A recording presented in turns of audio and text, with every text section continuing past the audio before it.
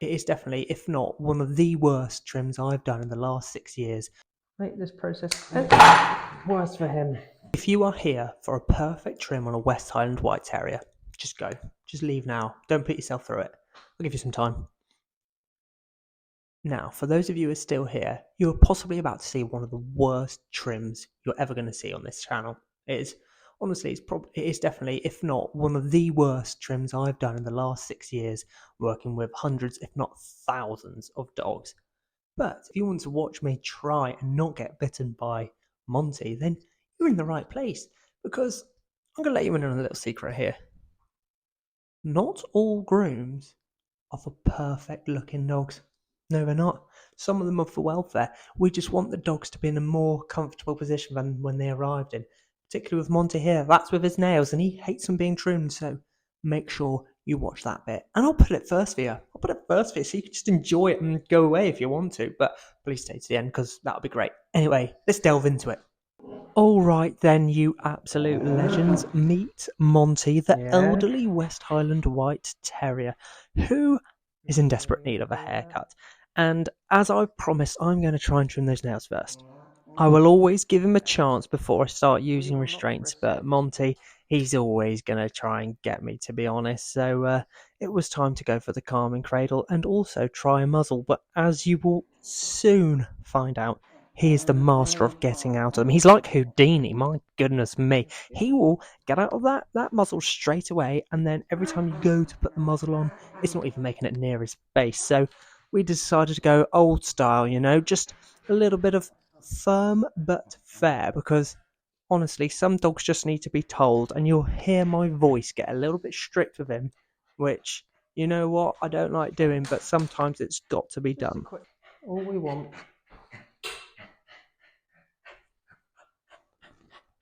is to get those off. I'm going to try my best to talk to him in order to keep him calm throughout, and also praise him to let him know when he is doing a good job. No, no. Oh, for God's sake, I've done it already. Certainly no praise needed there.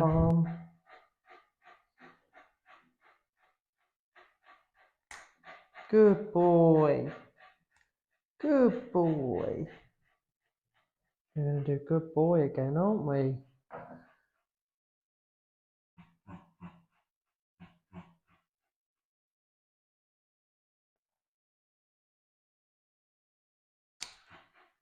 He's got quite long quicks, so I don't really want to make this process worse for him. You're okay. I thought I'd caught his quick there. It turns out I hadn't, but there's something about him which just puts me a little bit on edge, which isn't normal for me. At this point, I'm just touching his toes to get him used to the sensation, because he's not too good with his front feet.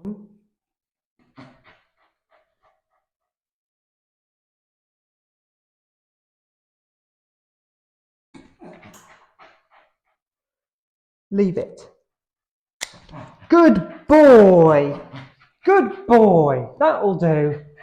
That'll do. Oh, there we go. Good boy. Shall we take you out of this one?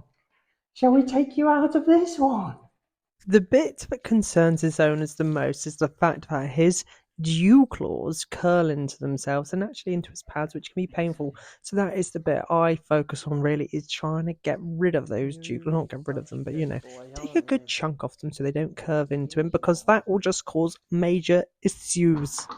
I know you guys love the fact, so let me tell you about the West Highland White Terrier, or as their friends call them, Westies. These dogs are like the sassiest cotton balls you'll ever meet. Originating from Scotland, Westies were bred to hunt vermin, but let's be honest, they mostly hunt for snacks these days. Imagine a fearless little dog charging through the Scottish Highlands, chasing down rats and badgers. So we've got him dry-ish. He's not perfect, but he's in such a shoddy condition. I'm just going to have to do what I can with him, to be honest. But that's pretty much what we do every time. So I'm going to try and trim like some knots and stuff off around his willy. Let's see how that goes. They are closely related to the Cairn Terrier, but they developed the nice white coat, which isn't just for looking fabulous. It was developed so they wouldn't be mistaken for game whilst out hunting, and also so they could be seen amongst the rocks in the Highlands.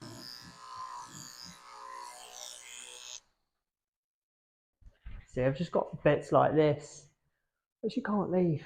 That's just horrendous, but obviously he doesn't like it, unfortunately. Oh dear. Come on. Let's talk about grooming our Westies. Traditionally, they Good were hand stripped, boy. and this would maintain their coarse coats when they are out and about. However, nowadays, as they are mainly pets, they are usually clipped. This is because owners want them to be in a short, maintainable trim. They don't want them in a full coat. Without regular grooming, they go from a cute dog on a luxury shampoo commercial to, I just found this dog in a bush.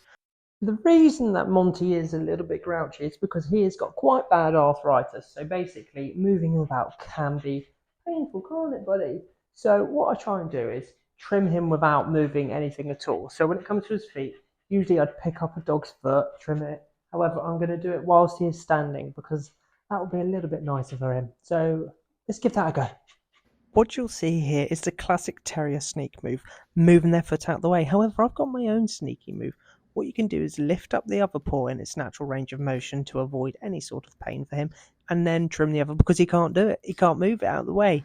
Isn't that a perfect little tip for you if you're struggling to trim your dog's toes?